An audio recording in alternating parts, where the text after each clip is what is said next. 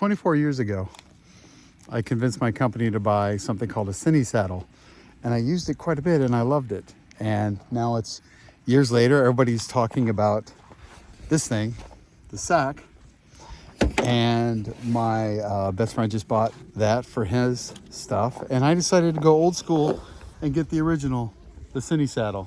We're gonna do a head-to-head, and we're gonna see which one we like better, and we're gonna try and mount on my Prius. It doesn't come with the car mount, but it does have a pouch, and you buy the car mounting stuff separate, and basically it's some hooks and some straps to kind of strap it to the top of your car. We're gonna try it on my Prius here in the snow in West Virginia and see if it works. It comes with rope, but we're not gonna use rope because I was never a Boy Scout. So we're gonna use my kayak straps instead. Could cause some vibration, but we're gonna try that for our tests. These are designed to go underneath the hood and to be attachment spots. And then there's also these things, which are just a loop with a little nub on it that you can shut in your car door if you're doing the side car door stuff. All right, so I feel like you could do it on a corner. It's got to be more, it's got to have a better purchase to it, right? So if we do, I'm not sure the hood's gonna shut, but we're gonna try it. And then these others can just do once we've got the hood shut. So let's try it.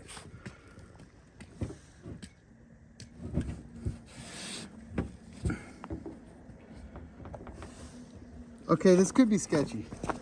But, you know, Cinesaddle, it's a reputable company, right? Again, I used this in 2000, but it's been a number of years, so we'll see.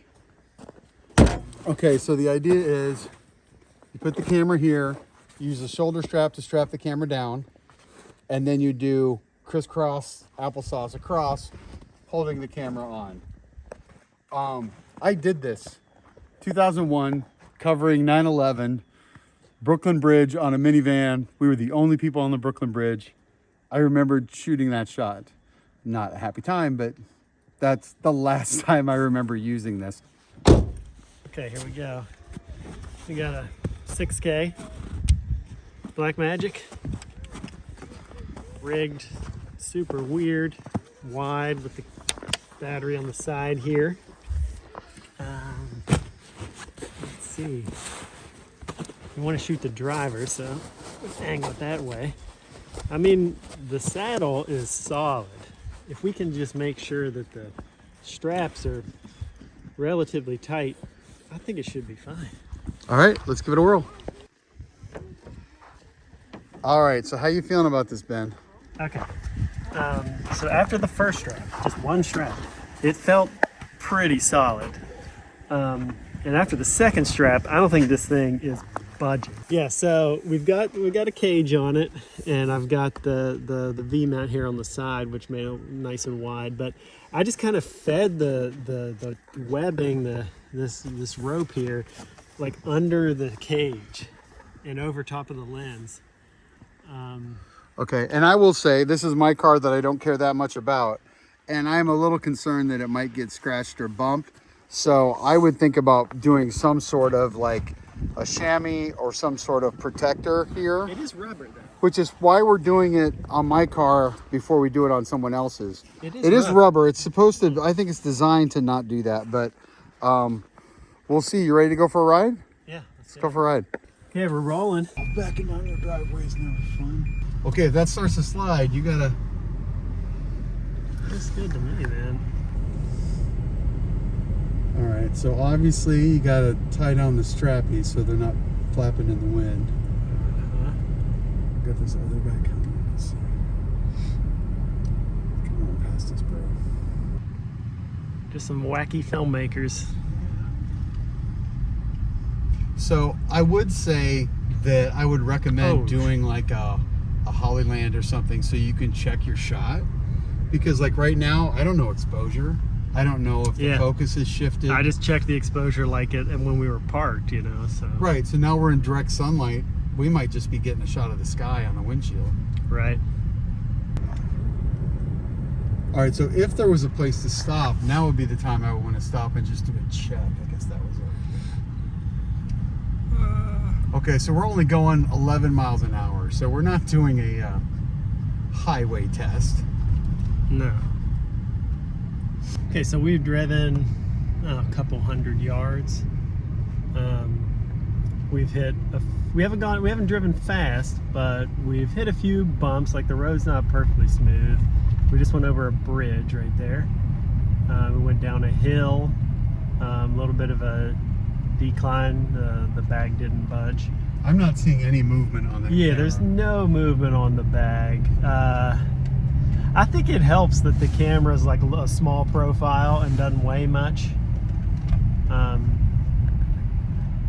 And then it's like it doesn't have a lot of vertical height to it. In the original videos, he would brag that there's 2 different kinds of beads in that bag, and the bottom ones are designed to take out vibration. Oh.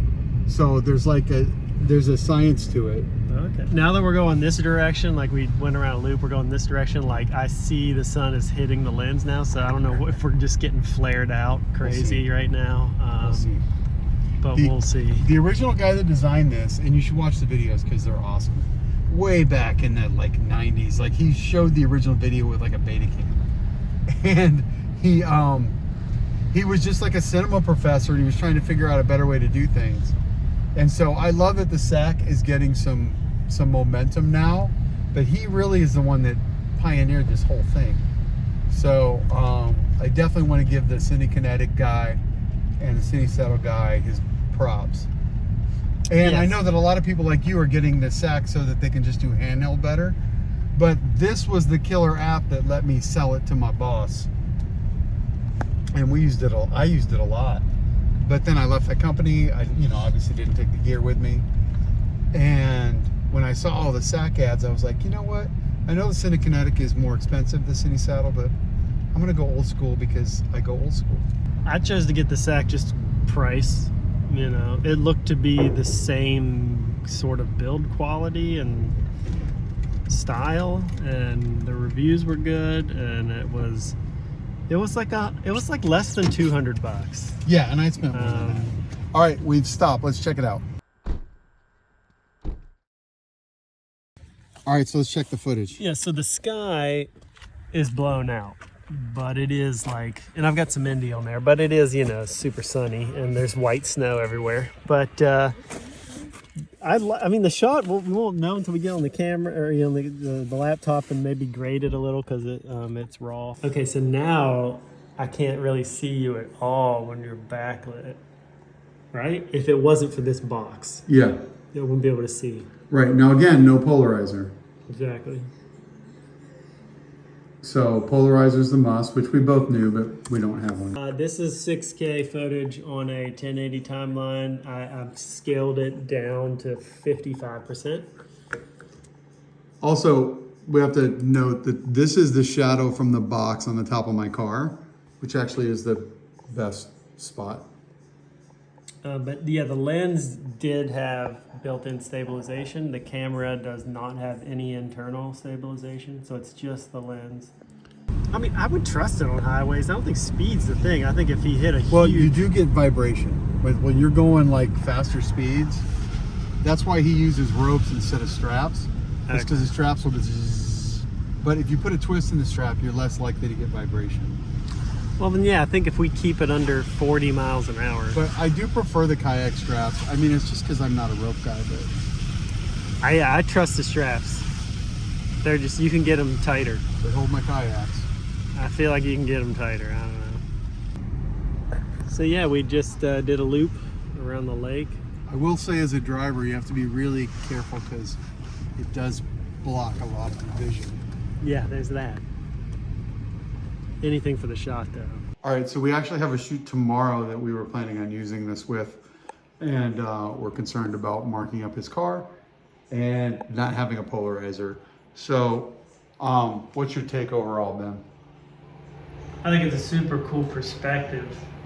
How else are you going to get this shot, I guess you could do those suction cup rigs, right? Stuff like that. But do you feel like it's stable enough? Like the image stabilization, I can see it compensating a little bit, But I feel like even if you didn't have image stabilization, it would do pretty good. I think, and you can select the portions that aren't shaky. You know, Right. there's enough. I mean, if you shoot enough, there's enough. Right, and we're also talking bright sky, snow on the ground.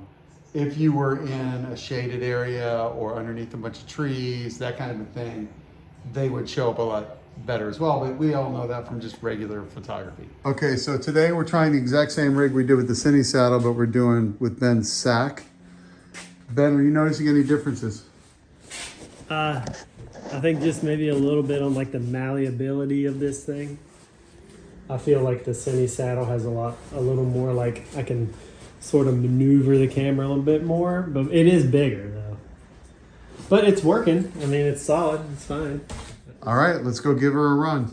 All right, so we have the Sakk strapped to the hood of this guy's car, and we're gonna follow him to work, and it's just rolling. So it's a little gorilla, but we're gonna see how it works. We did put some rags underneath the places where they attach to the hood just to give it some added protection. And away he goes.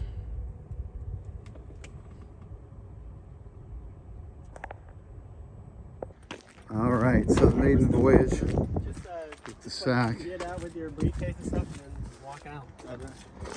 I did put a pocket light right here. Hopefully I'm that gonna get a helps. shot. I don't know. I think for the price, it's definitely worth trying it as a camera mount. You're gonna use the bag for other purposes as well. I've even done like dolly moves with mine. Overall, I think it was worth doing, not just for my own nostalgia, but I think valuable tool. Either one, Cinesaddle or Sakk, but Sakk is a lot less expensive. So I'm gonna go for Cinesaddle because mad props to the guy that started it in the first place. It's up to you.